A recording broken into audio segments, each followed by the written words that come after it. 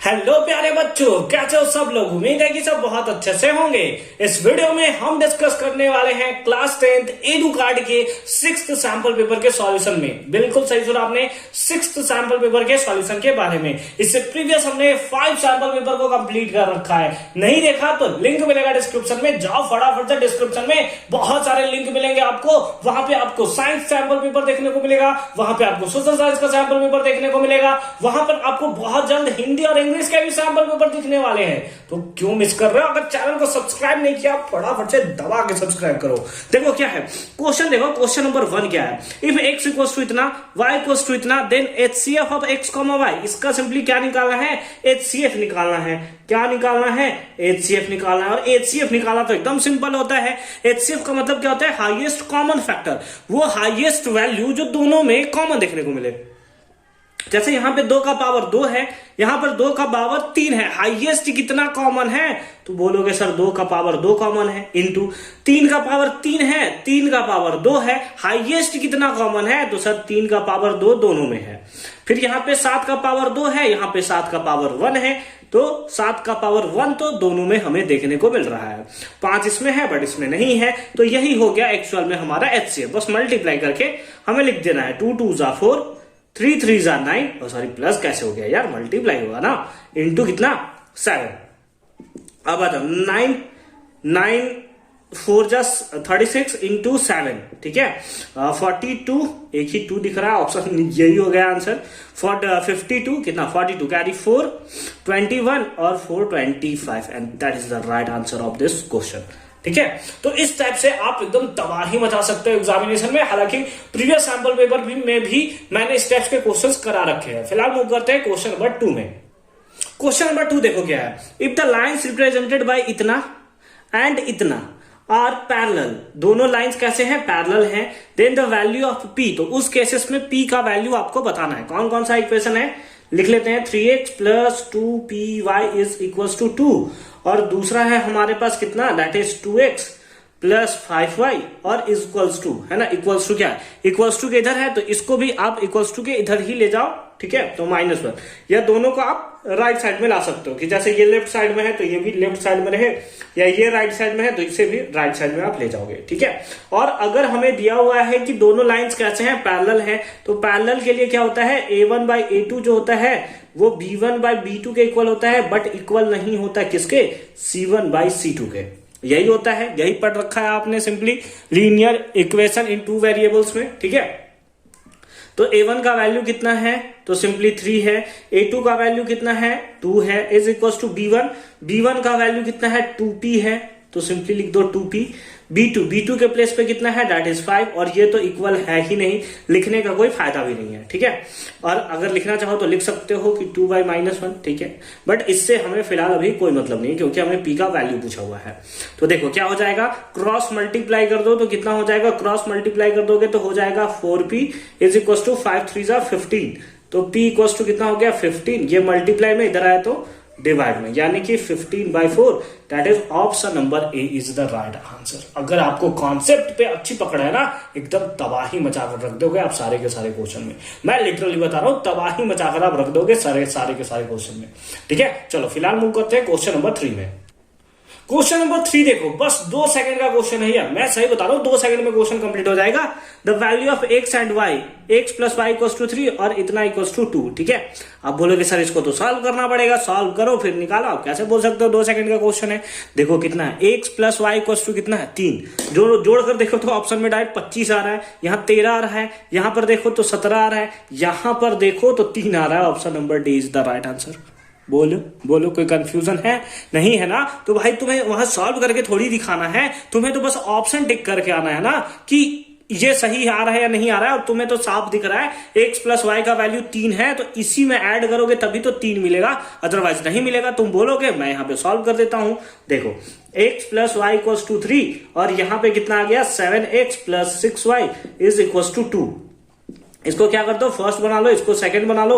Equal करने के लिए ना x को 7 से मल्टीप्लाई कर दो, ठीक है, 7 से मल्टीप्लाई, और इसको सिंपली 1 से मल्टीप्लाई, तो क्या हो जाएगा 7x plus 7y equals to 21, 1 से मल्टीप्लाई करोगे तो 7x plus 6y equals to 2, minus minus minus, इससे ये कैंसिल हो गया, तो ये सिंपली कितना आ जाएगा y equals to 19, y equals to 19। उसी टाइप से पुट कर दोगे तो x का वैल्यू आपका सिंपली निकल जाएगा। तो इस टाइप से एकदम सिंपल फॉर्म में आप आंसर ला सकते हो, ऐसा कुछ नहीं है कि वहां पे आपको दिखाना ही है। ठीक है, फर्दर मूव करते हैं क्वेश्चन नंबर 4 में।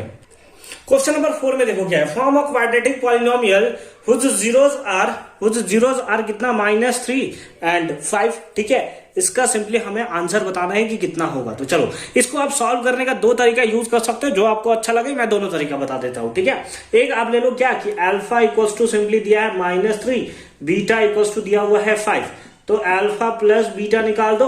अल्फा प्लस बीटा दोनों को ऐड करना है तो कितना आ जाएगा 2, और अल्फा इंटू बीटा कितना आ जाएगा, दैट इज -15। तो हमें इस बेसिस पे क्वाड्रेटिक इक्वेशन का फॉर्मूला क्या होता है, x square minus alpha plus beta into x plus alpha into beta equals to 0, या सिंपली इतना रख दे दो। ठीक है, ये हमारा होता है क्वाड्रेटिक इक्वेशन जब हमें सम ऑफ जीरोस और प्रोडक्ट ऑफ जीरोस पता हो। तो एक्स स्क्वायर है, x square minus sum of zeros कितना है, दैट इज 2 और एक्स, और प्लस अल्फा इंटू बीटा कितना है -15, तो ये प्लस और माइनस तो माइनस हो जाएगा, तो सिंपली कितना हो जाएगा -15। कौन सा दिख रहा है, यही दिख रहा है, option number A is the right answer. ये एक मेथड हुआ, आप निकाल सकते हो इस मेथड से। आप चाहो कि दूसरा मेथड यूज करना तो उससे यूज कर सकते हो। जैसे आपको 2 जीरोस दिया हुआ है इतना, ठीक है, let us suppose 2 zeros, x equals to कितना आता है -3 और दिया हुआ है कितना 5, है ना। x इक्वल्स टू दिया हुआ है कितना -3, और एक और ले लो कितना दिया है, x इक्वल्स टू 5। ठीक है, तो अगर आपको जीरोस दिया हुआ रहता है तो इसी चीज को ना आप ऐसे लिखते हो, x plus 3 into x minus 5 is equals to 0। बोलो इसको सॉल्व करोगे तो ये प्लस में इधर गया तो माइनस में, ये माइनस में इधर आया तो प्लस में। आप ऐसे भी लिख सकते हो उसको, बोलो लिख सकते हो कि नहीं लिख सकते हो। हाँ सर लिख सकते हैं, बस क्रॉस मल्टीप्लाई कर दो आंसर आ जाएगा। क्रॉस मल्टीप्लाई मतलब normal multiply, x into x that is x square minus 5x plus 3x और -15 इज इक्वल टू 0। तो x square minus 2x minus 15 is equal to 0। तो ये भी हमारा आंसर हो गया, ये भी हमारा आंसर हो गया, that is option number A is the right answer. तो दो मेथड से आप बना सकते हो। ये मेथड अगर आपको इजी लग रहा है आप इस मेथड से बनाओ, आपको लग रहा है नहीं ये मेथड इजी है तो आप इस मेथड से बना लो। हालांकि हमें वहां दिखाना नहीं है कि किस मेथड से आप सॉल्व कर रहे हो, बट ये आपके माइंड में कॉन्सेप्ट जो है क्लियर होना चाहिए। फिलहाल मूव करते हैं क्वेश्चन नंबर 5 में। क्वेश्चन नंबर 5 देखो क्या है, the distance between the points इतना और इतना। मेरे को नहीं लगता कि स्टैंडर्ड में इस टाइप का क्वेश्चन देगा कि डायरेक्ट डिस्टेंस निकाल दो। देख रहे हो क्वेश्चन का पैटर्न, आप देख रहे हो कितना खतरनाक टाइप के क्वेश्चन दिए जा रहे हैं। तो चलो देख लेते हैं, ऐसे सॉल्व करना तो हमारा काम है। D equals to root under क्या होगा, x2 माइनस x1 यानी कि -5 minus 0 whole square plus y2 minus y1 यानी कि 0 माइनस 5 होल स्क्वायर। बोलो होगा या नहीं होगा, हाँ सर हो जाएगा। रूट अंडर -5 माइनस 0 -5 का स्क्वायर कितना 25 प्लस यहाँ पर भी -5 का स्क्वायर दैट इज 25, तो कितना आ जाएगा रूट अंडर 50। और रूट अंडर 50 को आप लिख सकते हो 2 इंटू 5 इंटू 5। तो इस बेसिस पे आप लिख सकते हो कितना 5 रूट 2। कौन सा, option number A is the right answer. ठीक है, सॉरी। तो इस टाइप से आप देख सकते हो कि कितना सिंपल फॉर्म में हमने इसका आंसर निकाल दिया है। इतना क्या यूनिट होगा, ठीक है, मतलब मीटर सेंटीमीटर ना होकर यहाँ पे सिंपली हमें यूनिट में आंसर देखने को मिलेगा। ठीक है, फर्दर मूव करते हैं क्वेश्चन नंबर 6 में। अगेन बहुत इंपॉर्टेंट क्वेश्चन है क्वेश्चन नंबर 6 भी। क्वेश्चन नंबर 6 देखो क्या है, फॉर व्हाट वैल्यू ऑफ ए के किस वैल्यू के लिए ये जो क्वाड्रेटिक इक्वेशन है उसका रियल रूट नहीं है, नॉट हैव रियल रूट्स। ठीक है, चलो इक्वेशन देखो क्या है, सिंपली हमें दिख रहा है x square minus ax plus 1 is equal to 0। कोई भी क्वाड्रेटिक इक्वेशन किस फॉर्म में होता है, x square plus bx plus c is equal to 0। तो यहां से a का वैल्यू 1 आएगा, b का वैल्यू -a आएगा और c का वैल्यू भी 1 आपको देखने को मिलेगा। तो now not real roots, not have real roots, ये हम डिस्क्रिमिनेंट के बेसिस पे बता सकते हैं। जब डिस्क्रिमिनेंट का वैल्यू 0 से छोटा आता है तो उस बेसिस पे हम लोग बोलते हैं कि उसका रियल रूट नहीं है। तो सिंपली हम लोग लिखेंगे d इज लेस देन 0। इस बेसिस पे हम लोग बोल सकते हैं कि ये रियल रूट नहीं है। और d का फॉर्मूला क्या होता है, b square minus 4ac is less then 0। ठीक है, b का वैल्यू ढूंढो कितना है -a, तो -a का क्या हो गया स्क्वायर, फिर -4 इंटू a इंटू c है ना, इंटू c भी कितना है 1 है, तो 1 into 1 इज लेस देन कितना 0, माइनस ए का square that is A square, minus 4 is less then कितना 0, इज लेस देन कितना 0। तो हमारे पास आ गया a square is less than 4, a square is less than 4, ठीक है। ए स्क्वायर जो है वो क्या है, लेस देन है, यानी कि छोटा है किससे, दैट इज 4 से। इसका मतलब है कि ए जो होगा यानी कि ए स्क्वायर है ना, ए स्क्वायर इज लेस देन क्या आ रहा है 4 आ रहा है, ठीक है।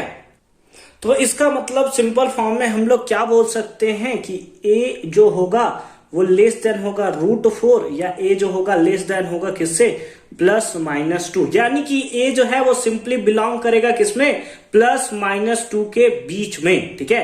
यानी कि यहां से लिख सकते हैं कि ए का वैल्यू जो होगा 2 से बड़ा होगा, -2 से बड़ा होगा और 2 से छोटा होगा, यानी कि C is the right answer, that is -2, ठीक है। ये जो स्मॉल ब्रैकेट दिया हुआ है इसका मतलब होता है कि ये है हमारा ओपन इंटरवल। ओपन इंटरवल अब क्या होता है सर, ये नया कॉन्सेप्ट, बस फिलहाल आप समझो -2, जब आप 11th में जाओगे तो हम इसके बारे में एकदम डिटेल से आपके बारे में इसको डिस्कस करेंगे, ठीक है। फिलहाल मूव करते हैं क्वेश्चन नंबर 7 में। क्वेश्चन नंबर 7 देखते हैं कि क्वेश्चन नंबर 7 क्या है। The perimeter of the triangle AOB with vertices इतना इतना एंड इतना, इसका पेरीमीटर निकालना है। अच्छा देखो, समझो तो देखो ये ट्राइंगल है हमारा, ये ट्राइंगल है ABC के प्लेस पे इस बार दिया है AOB, ठीक है। खतरनाक ट्राइंगल है, पहली बार सुन रहे हैं इसे। 4,0, ये सेंटर है 0,0 और ये सिंपली आपका दिया हुआ है कितना 0,3। तो इस ट्राइंगल का हमें क्या निकालना है, पेरीमीटर निकालना है। पेरीमीटर हम लोग कैसे निकालते हैं, सारे साइड का सम। तो हमें पता होना चाहिए कि सारा साइड कितना है, तो डिस्टेंस फॉर्मूला निकाल दो तो ये पता चल जाएगा कि यहां से यहां का डिस्टेंस, यानी ये साइड कितना है, यहां डिस्टेंस फॉर्मूला ये साइड, यहां डिस्टेंस फॉर्मूला ये साइड। तो फिर आप एकदम तबाही तरीके से इसका आंसर दे सकते हो।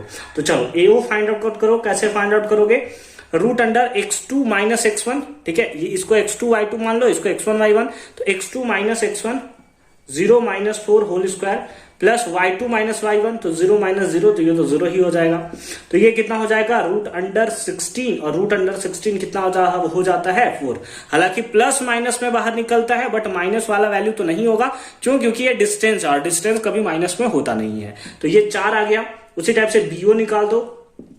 BO कितना हो जाएगा, अगेन इसको x2 y2 ले रहे हैं, इसको x1 y1, तो x2 - x1 का स्क्वायर, तो 0 - 0 का स्क्वायर कुछ भी करो 0 ही होगा।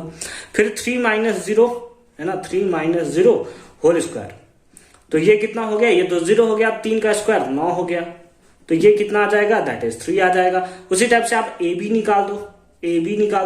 AB कितना आ जाएगा, AB सिंपली आपका आ जाएगा, इसको मान लो x1 y1, इसको मान लो x2 y2, तो x2 - x1 है ना, 4 - 0 whole square plus y2 - y1, यानी कि 0 - 3 क्या होल स्क्वायर, ठीक है। 4 का स्क्वायर कितना हो गया 16, प्लस -3 का स्क्वायर दैट इज 9, तो कितना आ गया √25 दैट इज 5। और तीनों का सम हमें चाहिए पेरीमीटर में, तो 5 3 8 8 4 12, option number C is the right answer. तो हमें इस तरीके से पेरीमीटर भी जो है वो हमारा सिंपल फॉर्म में यहाँ पे निकल जाता है, ठीक है। आई होप कि ये कॉन्सेप्ट भी आपको एकदम तबाही तरीके से समझ में आया होगा। फर्दर मूव करते हैं क्वेश्चन नंबर 8 में। क्वेश्चन नंबर 8 देखो क्या है, if P and Q are the roots of the quadratic equation. ये P और Q जो है वो क्या है, रूट्स है क्वाड्रेटिक इक्वेशन का।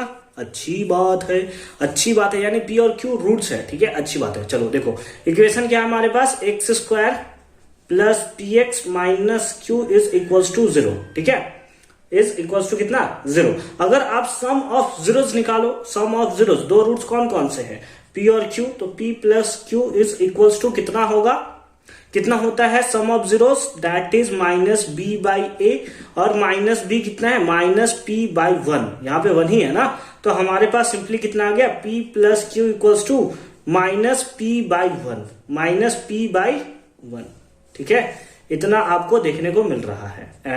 एंड प्रोडक्ट ऑफ जीरोस का प्रोडक्ट कौन कौन सा दो है, तो सिंपली हमारे पास है p into q equals to कितना होता है, तो c/a, c कितना है, तो -q/a कितना है, दैट इज 1, कितना है, दैट इज 1, ठीक है। समझ रहे बात को। अब यहां पे क्या कर दोगे, यहां पे क्या कर दोगे, Q से ये Q क्या हो गया, मर गया, तो सिंपली P इक्वल्स टू कितना आ गया, -1। P का वैल्यू कितना आ गया, -1। ढूंढो P का वैल्यू -1 कहीं है, यहां देखो दिख रहा है, option number D is the right answer. But अगर आप चाहते हो कि नहीं सर हमें तो Q का भी वैल्यू चाहिए, हमें किसका चाहिए, Q का वैल्यू, पुट कर दो इसमें, तो सिंपली हो जाएगा -1 plus Q is equals to -1, -1 इधर गया तो सिंपली क्या हो गया, +1 इज इक्वल्स टू कितना हो गया, P सॉरी +1 होगा ना, तो Q इक्वल्स टू -1 और ये हो गया 2। तो ये देख रहे हो आप, सिंपली कितना हो गया, P इक्वल्स टू -1 और Q इक्वल्स टू 2। ठीक है, ये माइनस और इसका माइनस, ये हो गया था हमारा प्लस। ठीक है, आई होप कि ये कॉन्सेप्ट भी आपको एकदम तबाही तरीके से समझ में आया होगा। यहाँ पे कुछ भी अच्छा नहीं होता, यहाँ सब तबाही होता है। ठीक है, फिलहाल मूव करते हैं क्वेश्चन नंबर 9 में। अच्छा, क्वेश्चन नंबर 9 देखो क्या है कि इन द फिगर, ठीक है, जो फिगर आपको इधर दिख रहा है, if angle A equals to angle B, ये एंगल इस एंगल के इक्वल है, क्या दिया हुआ है, एंगल ए जो है वो एंगल बी के इक्वल है, और जब ये दोनों एंगल है तो सिंपली हम लोग बोल सकते हैं सो इस बेसिस पे हम लोग बोल सकते हैं कि AC जो होगा वो इक्वल होगा BC के। बोलो होगा कि नहीं होगा भैया, ये एंगल अगर इस एंगल के इक्वल है तो यहां से यहां का लेंथ, यहां से यहां का लेंथ सेम होगा। ठीक है, अच्छी बात है। और AD इक्वल्स टू BE है, AD इक्वल्स टू BE है, अच्छा ये भी सही है। अगर AD इक्वल्स टू BE है, ठीक है, अगर यहां से यहां का लेंथ और यहां से यहां का लेंथ सेम है, और अगर यहां से यहां का लेंथ यहां के लेंथ के इक्वल है, तो इसका मतलब हो गया कि क्या CD जो है वो CE के इक्वल होगा। बोलो होगा या नहीं होगा, हाँ होगा सर। तो D is parallel to converse of theorem, देखकर भी बता सकते हो D किसके पैरेलल है, AB के पैरेलल है। कहां है AB, option number D is the right answer. ये तो नर्सरी का भी बच्चा बना देगा भाई कि इसका आंसर जो होगा वो AB होगा, मतलब नर्सरी कुछ ज्यादा हो गया, बट ठीक है, दिल पे नहीं लेना है। ठीक है, फिलहाल मूव करते हैं क्वेश्चन नंबर 10 में। चलो क्वेश्चन नंबर 10 देखते हैं, एकदम कॉन्सेंट्रेशन चाहिए आपका, तब बनेगा क्वेश्चन नंबर 10। क्या है, the distance between two parallel tangents to a circle of radius 5 centimetre. देखो क्या है, लेट अस सपोज यहीं पे हम लोग सर्कल ड्रॉ कर लेते हैं। अब तक तो आंसर भी आपका आ जाना चाहिए था।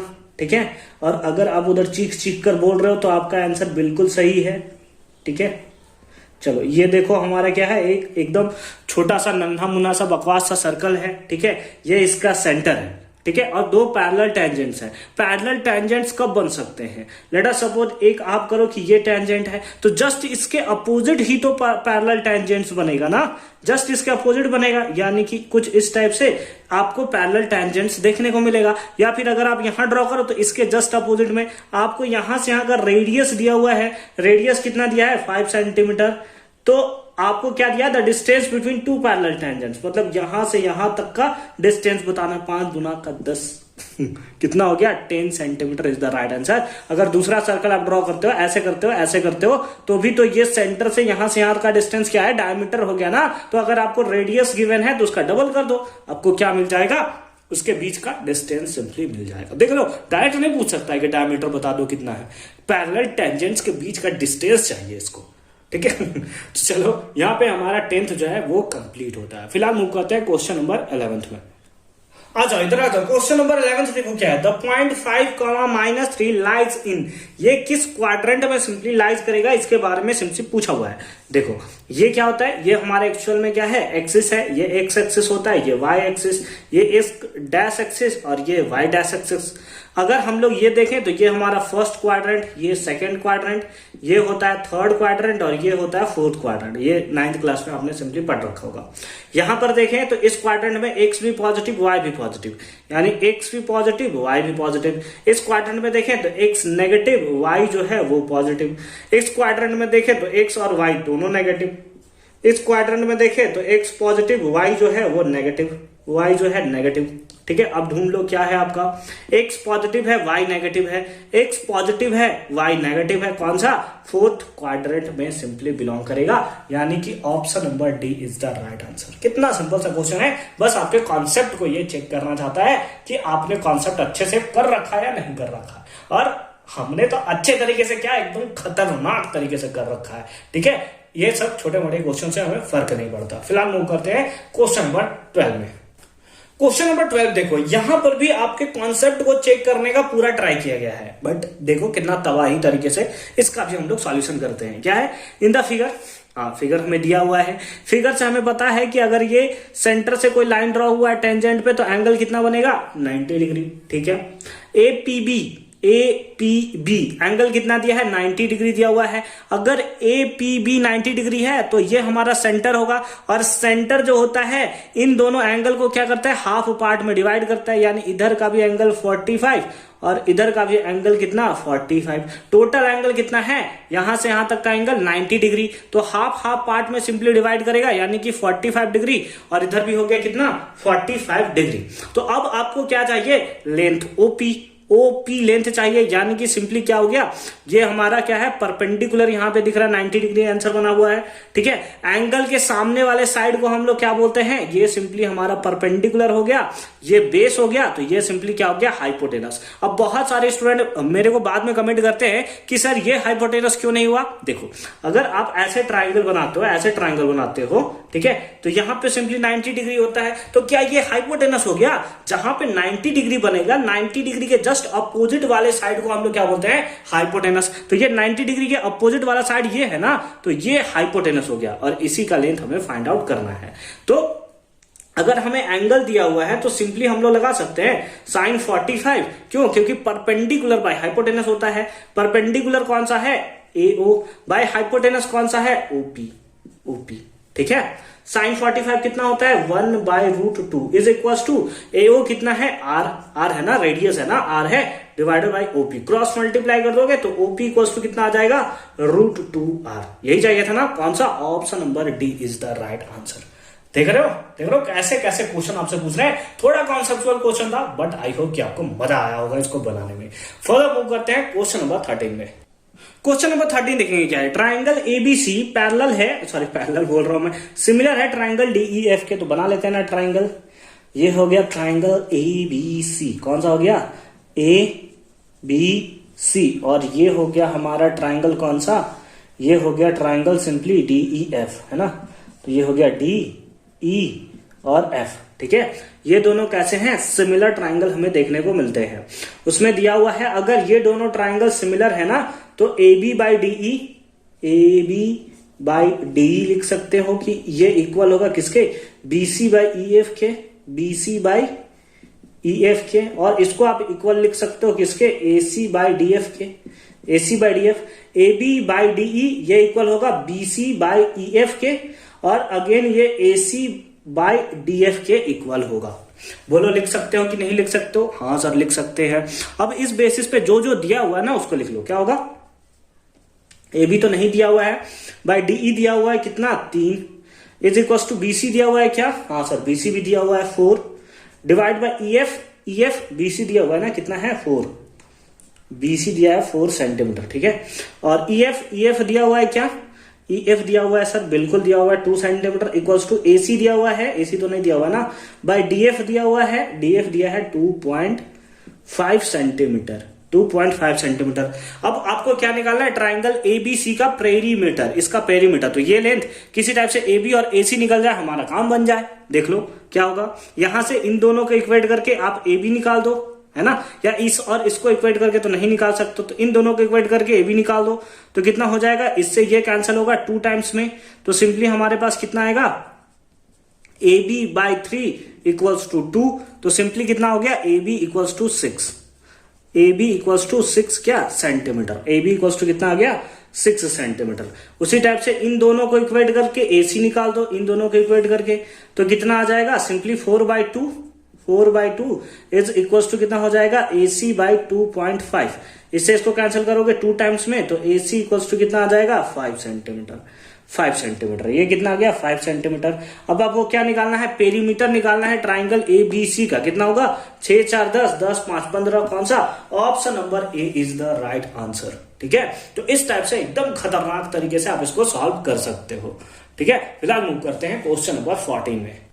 क्वेश्चन नंबर 14 देखते हैं, सॉरी 24 में बोलने जा रहा था। क्वेश्चन नंबर 14, इससे पहले मैं आपसे क्वेश्चन कर रहा हूं, बस सिंपली उसका आंसर आप मेरे को कमेंट सेक्शन में चाहिए। क्या इसके 7th सैंपल पेपर का आप सॉल्यूशन चाहते हो, या आप चाहते हो कि ओसवाल जो सैंपल पेपर है उसका सॉल्यूशन आपको देखने को मिले। आप कमेंट सेक्शन में अपने यूजफुल कमेंट को जरूर लिखोगे, ठीक है। 14 आते हैं, क्या है, the angle of depression of a vehicle from 125 metre high tower. Let us suppose ये हमारा एक टावर है जो कि कितना है 125 मीटर, ठीक है, अच्छी बात है।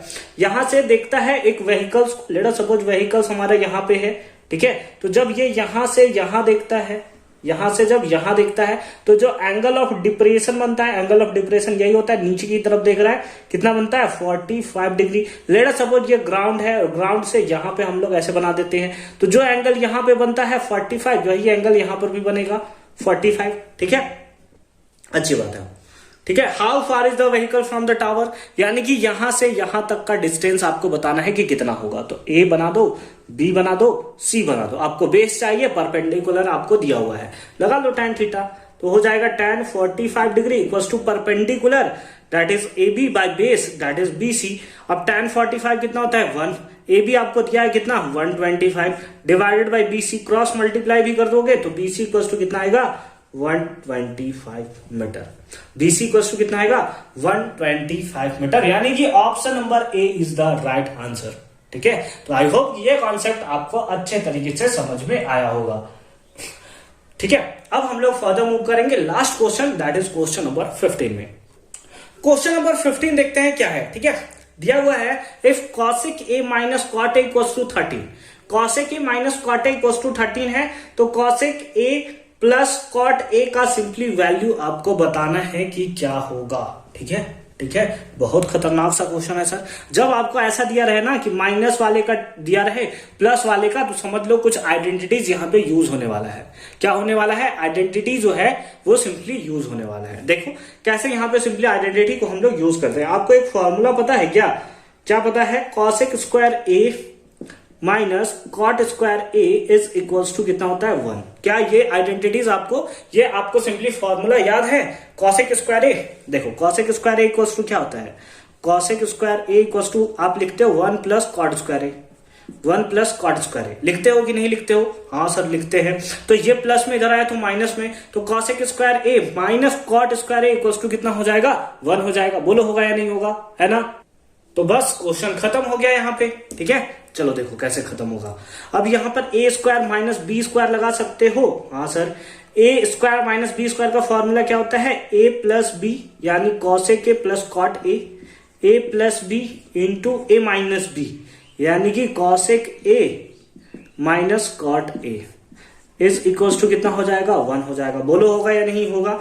ए square minus B square A plus B into A minus B, ठीक है। इसको ऐसे ही रहने दो, cosec a plus cot A, और इसका तो वैल्यू भी आपको निकालना है, into cosec a minus cot A कितना दिया हुआ है 13 इज इक्वल टू कितना 1, ठीक है।